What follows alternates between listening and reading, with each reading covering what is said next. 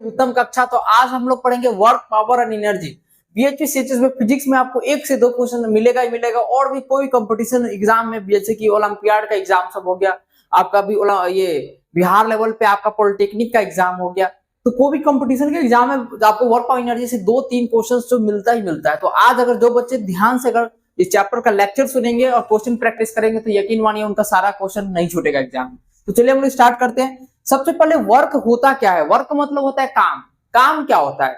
तो काम जैसे कि अभी हम बैठे हुए हैं, ठीक है, जैसे कि हम ऐसे करके बैठे हुए हैं और बैठ के क्या कर रहे हैं, बहुत देर तक कुछ मंथन कर रहे हैं देश के बारे में, बहुत दिमाग को खूब टॉर्चर कर रहा है, खूब टॉर्चर कर रहा है।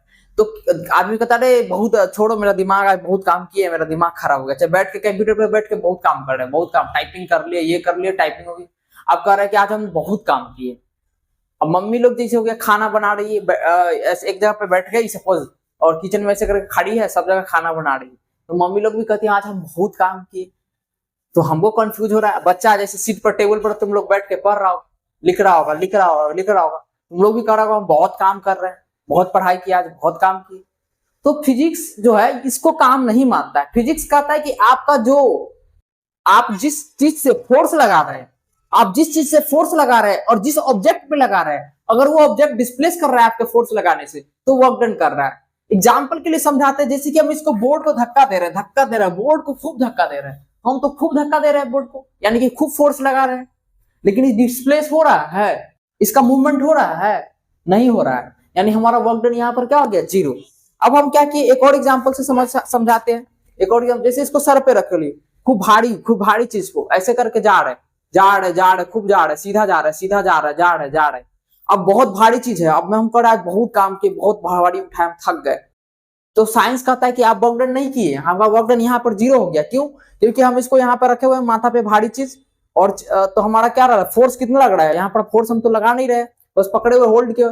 फोर्स तो यहाँ mg लग रहा है, जो अर्थ लगा रहा है नीचे की तरफ, और हम आगे बढ़ रहे हैं तो मेरा डिस्प्लेसमेंट क्या हो रहा है, आगे की तरफ। तो डिस्प्लेसमेंट हो रहा है आगे की तरफ और फोर्स लग रहा है नीचे की तरफ, यानी दोनों के बीच में एंगल बन रहा है 90 डिग्री, यानी दोनों एक दूसरे के क्या है, परपेंडिकुलर, दोनों एक दूसरे के परपेंडिकुलर है फोर्स और डिस्प्लेसमेंट। तो यहाँ भी वर्क डन क्या है, 0 है।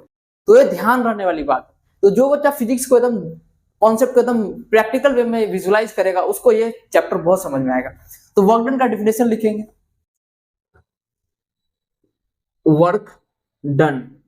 तो work done by the force तभी डिफाइन होगा जब वो फोर्स किसी भी ऑब्जेक्ट पे लगेगा और ऑब्जेक्ट डिस्प्लेस करेगा, तब बोलेंगे कि ये वाला फोर्स वर्क डन की। जैसे कि हम यहाँ पर वर्क डन कर रहे हैं, तो हम वर्क डन कर रहे थे, हम बताएं हम इसको पुश कर रहे हैं, लेकिन डिस्प्लेस नहीं हो रहा है, यानी हम जो उस पर वर्क डन किए नहीं किए।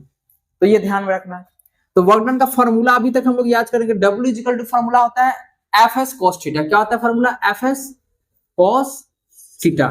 फॉर्मूला याद रखना है, W equal to Fs cos theta. तो cos थीटा का वैल्यू जो बच्चों को नहीं पता होगा यहाँ पर बता देते हैं, cos थीटा, cos 0 डिग्री का वैल्यू होता है 1, cos 30 डिग्री का वैल्यू होता है √3/2, cos 45 डिग्री का वैल्यू होता है 1/√2। ये सब लिख लेना है। cos 60 डिग्री का वैल्यू होता है 1/2, cos 90 का वैल्यू होता है 0, cos 90 डिग्री का वैल्यू होता है 0। तो ये ध्यान में रख लेना, सारा cos का वैल्यू याद रखना। और फोर्स का फॉर्मूला क्या होता है, Fs cos थीटा। तो ये हो गया। अब कह रहा है कि ठीक है, क्वेश्चन से समझते हैं, क्वेश्चन से समझते हैं कि यहाँ पर ये ऑब्जेक्ट है, ठीक है, ये ऑब्जेक्ट है, इसका मास है 5 kg, ठीक है, ये भी बात। अब एक लड़का है, ये इसको खींच रहा है, इसको क्या कर रहा है, खींच रहा है, और खींच रहा है तो ऑब्जेक्ट डिस्प्लेस हो रहा है, डिस्प्लेस होकर ये ऑब्जेक्ट जो है खींच रहा है, डिस्प्लेस होकर ऑब्जेक्ट यहाँ था, अभी यहाँ 0 पे था, इसका भी यूनिट जो है एक्सिस पे अगर लेते हैं, तो अगर यहाँ पर एक्सिस ड्रॉ कर लेते हैं तो यहाँ पे 0 था अभी। अब यहाँ से खींचते खींचते ये बॉक्स जो है धीरे धीरे खींच रहा है। तो खींचने के कारण, यानी खींच रहा है यानी इधर फोर्स लगा रहा है, इधर क्या लगा रहा है, फोर्स। 5 kg ऑब्जेक्ट पे लड़का फोर्स लगा रहा है 50 न्यूटन का फोर्स लगा रहा है, और यहाँ पर डिस्प्लेसमेंट ये हो गया, इसके बीच का डिस्प्लेसमेंट हो गया 5 मीटर, यहां से यहां तक कितना डिस्प्लेस हो गया बॉक्स, 5 मीटर। अब कह रहा है लड़का जो था, जो फोर्स लगाया, ये फोर्स जो है कितना डिस्प्लेसमेंट किया, ये फोर्स जो था कितना डिस्प्लेसमेंट किया। तो निकालने के लिए फॉर्मूला क्या यूज करेंगे, देखिए फोर्स भी इधर लगा रहा है और डिस्प्लेसमेंट भी इधर हो रहा है, यानी दोनों एक ही पे लाई कर रहा था, दोनों के बीच में एंगल कितना बन रहा है, 0 डिग्री।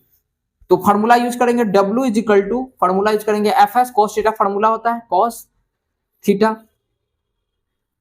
तो फोर्स कितना दिया है 50 न्यूटन, तो 50, डिस्प्लेसमेंट कितना दिया है 5, तो 5, और cos थीटा, तो यहाँ पर थीटा क्या बन रहा है 0 डिग्री, तो यहाँ हो जाएगा cos 0 डिग्री।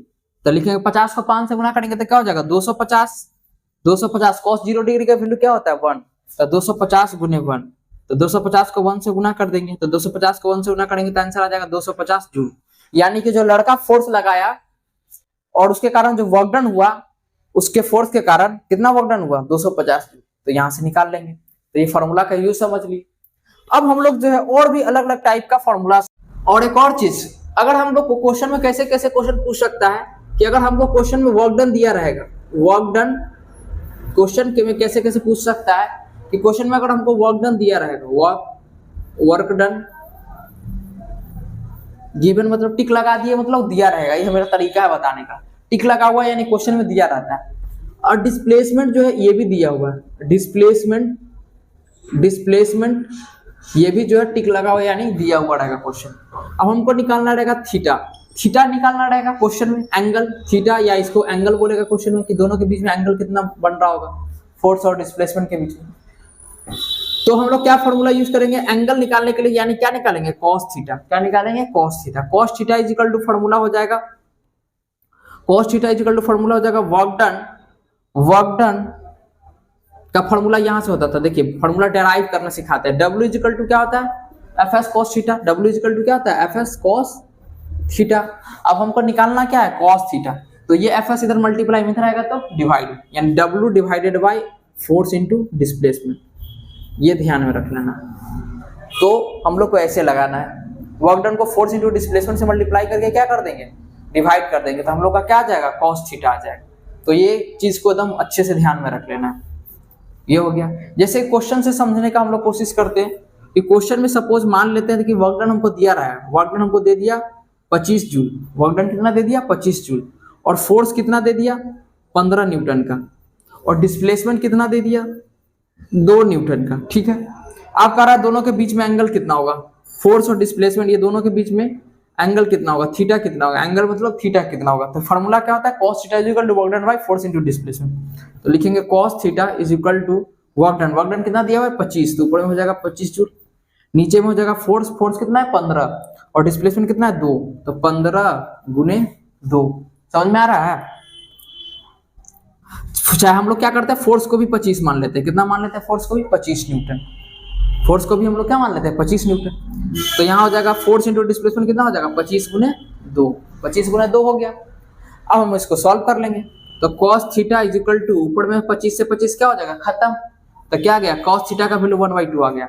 अभी जस्ट पीछे रिमाइंड करवाए थे कि cos का थीटा का कौन सा थीटा, cos में कौन सा थीटा के लिए 1/2 आता था वैल्यू, तो जाके देख लीजिएगा, थोड़ा पॉज कीजिए और उसमें देखिए हम लिखाए थे थीटा का वैल्यू होता है 60 डिग्री, यानी दोनों के बीच में एंगल कितना बन रहा होगा 60 डिग्री, तो आंसर हो जाएगा 60, उसमें टिक कर देंगे। तो इस टाइप का क्वेश्चंस जो है पूछ सकता है।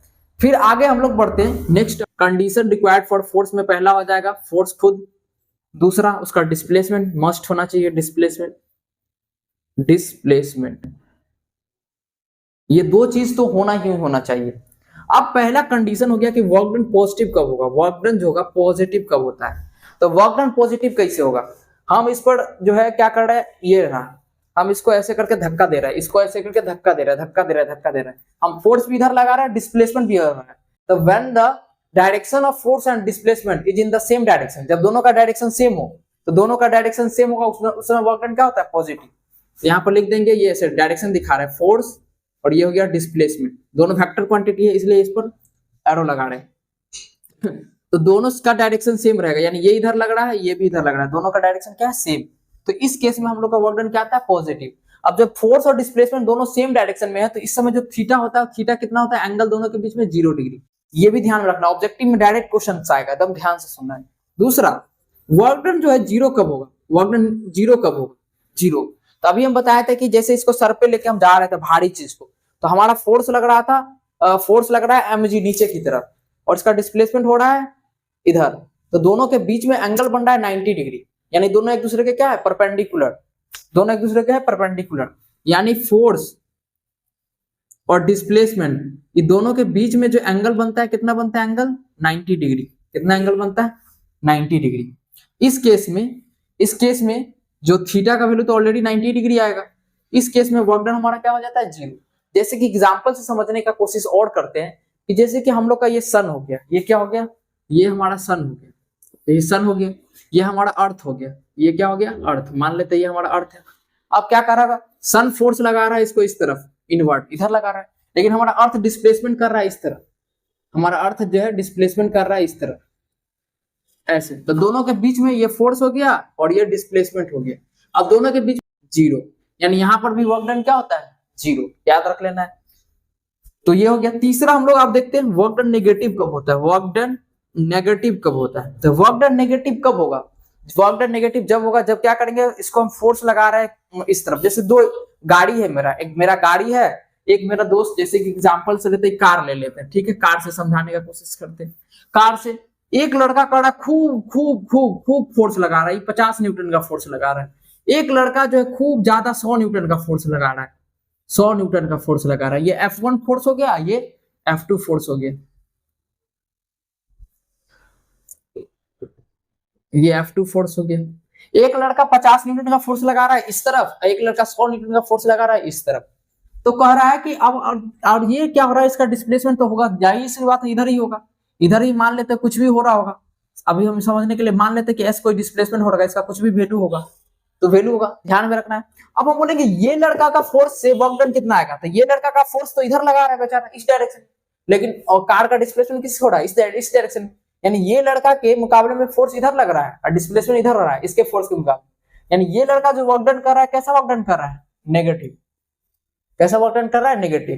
तो याद रखना है फोर्स अगर इस डायरेक्शन में लग रहा होगा और डिस्प्लेसमेंट अपोजिट डायरेक्शन में हो रहा होगा, when force and displacement are in the opposite direction, in this case work done is negative.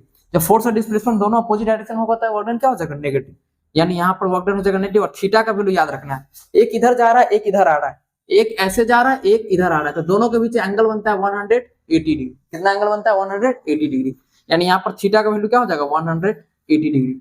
ये तीन कॉन्सेप्ट जो है बहुत ही इंपॉर्टेंट है और इससे बहुत सारा क्वेश्चन आता है। उम्मीद करते हैं कि आप लोग को समझ में आया होगा ये कॉन्सेप्ट। अब हम लोग नेक्स्ट चलते हैं। वर्क का ऐसा यूनिट क्या होता है, ऐसा यूनिट वर्क का हो जाता है, वर्क का ऐसा यूनिट क्या होता है जूल, क्या होता है वर्क का ऐसा यूनिट जूल। दूसरा वर्क जो होता है स्केलर क्वांटिटी होता है, कैसा क्वांटिटी होता है scalar quantity, is is scalar quantity, quantity, ये सब ध्यान में रखना है। दूसरा अब हम लोग पढ़ते हैं एनर्जी के बारे में। एनर्जी क्या होता है, एनर्जी होता है the capacity to do work, मेरा क्षमता कोई भी काम करने का, वो क्या कहलाएगा मेरा एनर्जी कहलाएगा। यानी कि एनर्जी एक तरह से कहने का मतलब एनर्जी और वर्क इक्विवेलेंट टर्म है। जैसे कि आज हम 25 जूल का काम किए, वर्क डन किए, यानी मेरा क्षमता भी कितना रहा था 25 जूल का, यानी वर्क डन और एनर्जी एक प्रकार का दोनों सेम ही टर्म्स है, बस दोनों का समझने का तरीका जो है टर्म्स अलग है। एक का है कि मेरा क्षमता काम करने का, तो मेरा जो क्षमता होता है काम करने का वो क्या कहलाता है एनर्जी, उसको बोलेंगे the capacity to do work, capacity to do work is called energy, is called energy. Work done is equal to होता है energy, work done is equal to याद करेंगे क्या होता है चेंज इन काइनेटिक एनर्जी। अभी काइनेटिक एनर्जी नहीं जाने, लेकिन अभी इतना समझ लीजिए वर्क डन जो होता है वो इक्विवेलेंट होता है एनर्जी का। वर्क डन और एनर्जी दोनों सेम टर्म्स है, इसीलिए इसका भी ऐसा यूनिट क्या होगा, इसका भी ऐसा यूनिट जूल ही होगा, और ये भी कैसा क्वांटिटी होगा स्केलर क्वांटिटी होगा। तो ये सब ध्यान में रख लेंगे। अगला अब एनर्जी टाइप्स का, एनर्जी का टाइप्स देखेंगे। तो एनर्जी का टाइप्स तो बहुत सारा टाइप्स होता है एनर्जी का।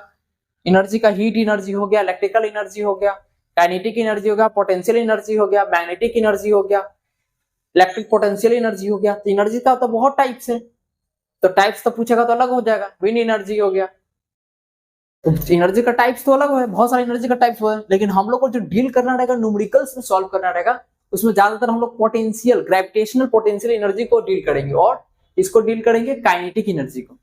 तो हम लोग उसको देखते हैं। एनर्जी में हम लोग मेन दो देख रहे हैं जो सबसे इंपॉर्टेंट है, एक हो गया काइनेटिक एनर्जी और एक हो गया पोटेंशियल एनर्जी।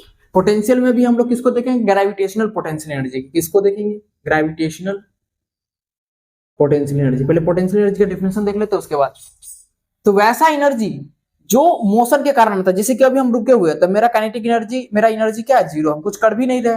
अब चलना स्टार्ट किया तो मेरे अंदर मोशन आ गया, तो मोशन के कारण जो एनर्जी आया वो क्या आ गया, काइनेटिक। जैसे कि अभी मेरा मोशन आ गया, अभी हम चल रहे हैं तो अभी हम कोई चीज को कुछ नहीं कर रहा है, लेकिन अब अभी चल रहा है, अभी मेरा अपना हाथ ऐसे रखा, अब चल रहा है तो मेरा हाथ भी टच इसके साथ चलता जा रहा है, ठीक है। यानी क्या हो रहा है कि एनर्जी आता है तो मोशन के कारण क्या होता है, एनर्जी आता है, एनर्जी आएगा तो उसके आसपास वाला चीज भी उसके साथ चलता जाएगा, क्योंकि क्या कर रहा है, मोशन कर रहा है, मोशन करने से उसमें डेवलप हो रहा है एनर्जी। इसका डेफिनेशन हो जाएगा the energy possess by a body, possess मतलब उसके पास, POSSES, possess by a body due to its motion, due to its motion. जो मोशन के कारण कोई बॉडी के अंदर में जो एनर्जी डेवलप होता है उसके अंदर में, उसको बोलते हैं kinetic energy. Kinetic energy short में KE लिख रहे हैं, KE stand for kinetic energy, KE stand for kinetic energy. अब काइनेटिक एनर्जी का ऐसा यूनिट क्या होता है, जूल। ऐसा यूनिट क्या होता है काइनेटिक एनर्जी का भी, इसका भी जूल ही होता है, जूल ही होता है। अब काइनेटिक एनर्जी का निकालने का फॉर्मूला होता है, काइनेटिक एनर्जी निकालने का फॉर्मूला होगा, जैसे कि एक ऑब्जेक्ट है, कार से समझाते हैं, कार का एग्जांपल हमको बहुत अच्छा लगता है, इसलिए कार को हम, कार मेरा भी शौक है तो कार ले लेते हैं, कार का शौक है। तो इसका मास m है, क्या है, इसका मास m है, इसका भी इनिशियल वेलोसिटी u। अब ये कार यहां से यहां एक फोर्स लगा F, एक फोर्स लगा F, ये कार यहां से यहां चलते चलते अभी कार यहां पे आ गया, ये कार क्या हो गया, यहाँ पे आ गया। अब इसका इनिशियल वेलोसिटी तो u था, अब इसका क्या हो गया, v। अब हम पूछेंगे इसके अंदर में काइनेटिक एनर्जी कितना हुआ था, यहाँ पर इसका आया होगा हाफ mu², यहाँ पर क्या होगा, हाफ mv², यानी कि काइनेटिक एनर्जी इनिशियल स्टार्टिंग का है, इसको बोलेंगे काइनेटिक एनर्जी इनिशियल। ये हो जाएगा, फॉर्मूला होता है, याद रखने हैं, हाफ mu है तो u², हाफ mu²। फॉर्मूला होता है 1/2 इंटू मास इंटू वेलोसिटी का स्क्वायर। तो यहाँ लिखे 1/2 इंटू मास लिखे, और वेलोसिटी में इनिशियल था तो इनिशियल वेलोसिटी का स्क्वायर, और यहाँ का काइनेटिक एनर्जी इनिशियल था ये। काइनेटिक एनर्जी फाइनल निकालेंगे तो क्या आ जाएगा, half into mass into velocity की जगह पर कौन सा वेलोसिटी लेंगे, फाइनल वेलोसिटी, तो हाफ M∩V², ये हो गया। तो वर्क डन जो होता है वो चेंज इन काइनेटिक एनर्जी के बराबर होता है। वर्क डन जो होता है किसके बराबर होता है, चेंज इन काइनेटिक एनर्जी के बराबर। तो हो जाएगा KEF, यानी फाइनल काइनेटिक, कभी किसी भी चीज का चेंज फाइनल माइनस इनिशियल होता है, तो फाइनल हमारा ये रहा, इनिशियल ये रहा, तो KEF यानी kinetic energy final minus KEI यानी काइनेटिक एनर्जी इनिशियल, इसको ध्यान में रखना। तो काइनेटिक एनर्जी फाइनल क्या था, half mv², kinetic energy initial क्या था, हाफ mu², ध्यान में रह गया। अब यहां से क्या करेंगे, देखेंगे दोनों में हाफ m कॉमन है, तो हाफ m को ले लेंगे कॉमन, तो हो जाएगा v² माइनस u²। तो कभी भी हम लोग को काइनेटिक एनर्जी निकालना रहेगा, नेट काइनेटिक एनर्जी, या बोल सकते हैं एनर्जी निकालना रहेगा, या वर्क डन निकालना रहेगा, और दो वेलोसिटी दिया रहेगा, उसका मास दिया रहेगा, तो लिखेंगे half m capital, half m bracket v² minus u², ये ध्यान में रख लेना है। तो ये हो गया। और एक और चीज देखिए, काइनेटिक एनर्जी जो होता है डायरेक्टली प्रोपोर्शनल होता है मास का, जितना ज्यादा मास उतना ज्यादा काइनेटिक एनर्जी भी बढ़ेगा। अगर मास को बढ़ाएंगे घटाएंगे तो बढ़ेगा ही ना। अगर मास को कांस्टेंट रख रहे हैं तो काइनेटिक एनर्जी जो होता है हाफ mv² के प्रोपोर्शनल होता है, v² के प्रोपोर्शनल होता है। यानी कि काइनेटिक एनर्जी को हम अगर 2 बढ़ाएंगे, क्या बढ़ाएंगे, 2 बढ़ा दिए, पहले v था आप 2 भी कर दिए, तो काइनेटिक एनर्जी कितना हो जाएगा, 4v, 2 का स्क्वायर हो जाएगा। इनिशियल काइनेटिक एनर्जी, क्वेश्चन में था कि इनिशियल काइनेटिक एनर्जी कोई भी ऑब्जेक्ट का KE = half mv², half mv², ठीक है। अब कह रहा है कि काइनेटिक एनर्जी जो अब वेलोसिटी जब डबल्ड हो गया, वेलोसिटी डबल्ड हो गया, डबल्ड, क्वेश्चन ऐसे घुमाएगा, डबल्ड हो गया तो काइनेटिक एनर्जी क्या होगा। तो डबल्ड हो गया तो काइनेटिक एनर्जी निकाल के देख लेते हैं। फॉर्मूला हो जाएगा हाफ m, मास तो सेम ही रखा गया, और याद रखना है मास को सेम रखा गया, मास सेम, तो हाफ m का m इतना ही रहेगा। v के जगह पर डबल्ड हो गया, तो पहले v था अब डबल्ड हो गया, तो v कितना हो गया होगा, 2v, डबल्ड मतलब 2 गुना, 2v हो गया होगा, तो 2v का स्क्वायर, तो 1/2 इंटू मास m का m, 2v का स्क्वायर हो जाएगा 4v²। हाफ m इसको लिखेंगे तो 4 को बाहर ले आएंगे, इसको लिखेंगे 1/2 mv², ऐसे अरेंज करके लिखेंगे। तो अरेंज करके लिखे तो ये हमारा पहले से ही पता है क्या था, काइनेटिक एनर्जी था, यानी काइनेटिक एनर्जी कितना हो गया, 4 गुना हो गया। तो ये ध्यान में रखना है कि वेलोसिटी को अगर 2 गुना बढ़ाएंगे तो काइनेटिक एनर्जी उसका स्क्वायर के बराबर हो जाएगा, उसके स्क्वायर के गुना बढ़ेगा। तो 2 भी था यानी 2 के 2 गुना हो गया 2, तो इसका काइनेटिक एनर्जी हो जाएगा 2 का स्क्वायर 4, देखिए 4 गुना आ गया। ये रहेगा अगर वेलोसिटी 3 गुना बढ़ाएंगे तो ये 9 गुना बढ़ेगा, वेलोसिटी अगर 4 गुना बढ़ाएंगे तो इसका स्क्वायर 16 गुना बढ़ेगा। ये कॉन्सेप्ट बहुत अच्छा हम दे रहे हैं, इससे क्वेश्चन आएगा ही आएगा, तो इसको ध्यान में रख लेना। ठीक है, देख लेते हैं पोटेंशियल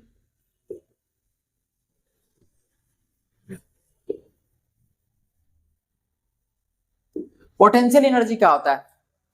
अब हम लोग का एक और टर्म छूटा हुआ था पोटेंशियल एनर्जी, इसको देखते हैं। पोटेंशियल एनर्जी क्या होता है, शेप और साइज या उसका बोल सकते हैं कॉन्फ़िगरेशन या एक पार्टिकुलर हाइट, उसके कारण उसके अंदर जो एनर्जी डेवलप होता है उसको बोलते हैं पोटेंशियल एनर्जी। तो लिखेंगे यहां पर the energy possess POSES possess by a body. अगर छोटा मोटा स्पेलिंग और मिस्टेक्स हो गया तो आप उस पे नहीं, कॉन्सेप्ट पे ध्यान दीजिएगा, वो आप देख लीजिएगा। The energy possess by a body due to its changing shape and size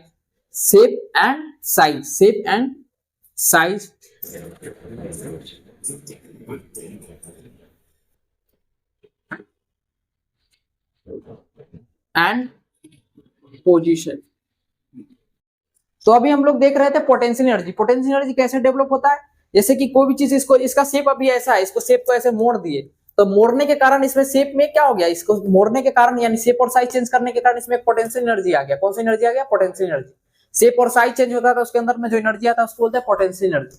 और एक और से, जैसे अभी इसका हाइट है यहाँ पे, अभी यहाँ है, अब इसको हाइट से यहाँ उठा के ले गए, तो इसका हाइट चेंज होने के कारण भी एक एनर्जी डेवलप हुआ, उसको भी हम लोग क्या बोलते हैं, पोटेंशियल एनर्जी। इसमें एक पोटेंशियल एनर्जी जनरेट हो गया, क्यों, क्योंकि इसका हाइट पोजीशन चेंज हो गया, पोजीशन चेंज होने के कारण एनर्जी जो डेवलप होता है उसको क्या बोलते हैं, पोटेंशियल एनर्जी। तो यही डेफिनेशन है, the energy possessed by a body due to its change in shape and size and position, तो उसको बोलते हैं। अब पोटेंशियल एनर्जी में एक हम लोग पढ़ेंगे ग्रेविटेशनल प्लास्टिक पोटेंशियल एनर्जी, एक होता है इलास्टिक पोटेंशियल एनर्जी। तो हम लोग अभी जो डील करते हैं वो केवल ग्रेविटेशनल पोटेंशियल एनर्जी पे करते हैं, जीपी इसको बोलते हैं, ग्रेविटेशनल पोटेंशियल एनर्जी।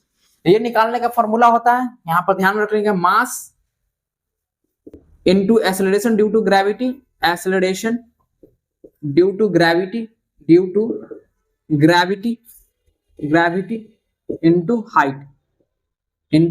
हाइट। तो ग्रेविटेशनल पोटेंशियल एनर्जी के निकालने का फॉर्मूला होता है mass into acceleration due to gravity into height, यानी कि शॉर्ट में लिखा जाए तो mgh, इसको p से डिनोट करते हैं, p इक्वल टू mgh, ये होता है ग्रेविटेशनल पोटेंशियल एनर्जी होता है mgh। कभी भी क्वेश्चन में g का वैल्यू आपको दिया रहेगा, g का वैल्यू 9.8 मीटर पर सेकेंड स्क्वायर, या तो कभी कभी आपको क्वेश्चन में 10 भी आप ले सकते हैं, या तो दिया रहेगा तो जी का ये दोनों में से कोई वैल्यू आप ले सकते हैं, गलत नहीं माना जाएगा। अगर जो दिया होगा वो ले लेंगे, अगर नहीं दिया है तो दोनों में से कोई भी एक ले सकते हैं, ठीक है।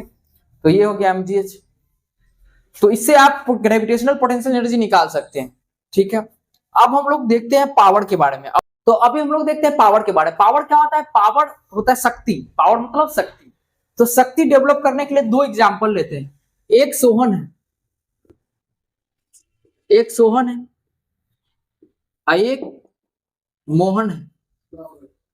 अब सोहन पतला है, मोहन बहुत मोटा है, तो दिमाग के साइंस के मुकाबले, नॉर्मल के मुकाबले कोई इंसान बोलेगा तो बोलेगा इसके पास ताकत ज्यादा होगा, इसके पास ताकत कम होगा। अब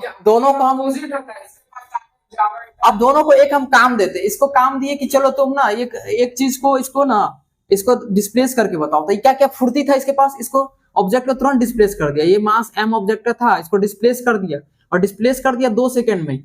और इसको भी बोले तुम भी डिस्प्लेस करो, इसको डिस्प्लेस करने में लग गया 4 सेकंड।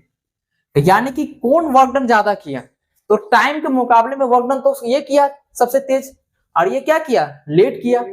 तो फॉर्मूला क्या होता है, वर्क डन जो होता है टाइम के रिस्पेक्ट में देखेंगे, 1 सेकंड में कितना वर्क डन किया, 1 सेकंड में ये ज्यादा वर्क डन किया, 1 सेकंड में क्या किया, कम वर्क डन किया, इसीलिए इसका पावर क्या हो गया, ज्यादा, इसका पावर क्या हो जाएगा, कम। यानी पावर को डिफाइन करने के लिए हम लोग लिखते हैं वर्क डन को टाइम से डिवाइड करते हैं, टाइम के रिस्पेक्ट में। 1 सेकंड में कितना किया गया वर्क डन, वो क्या कहलाता है, पावर।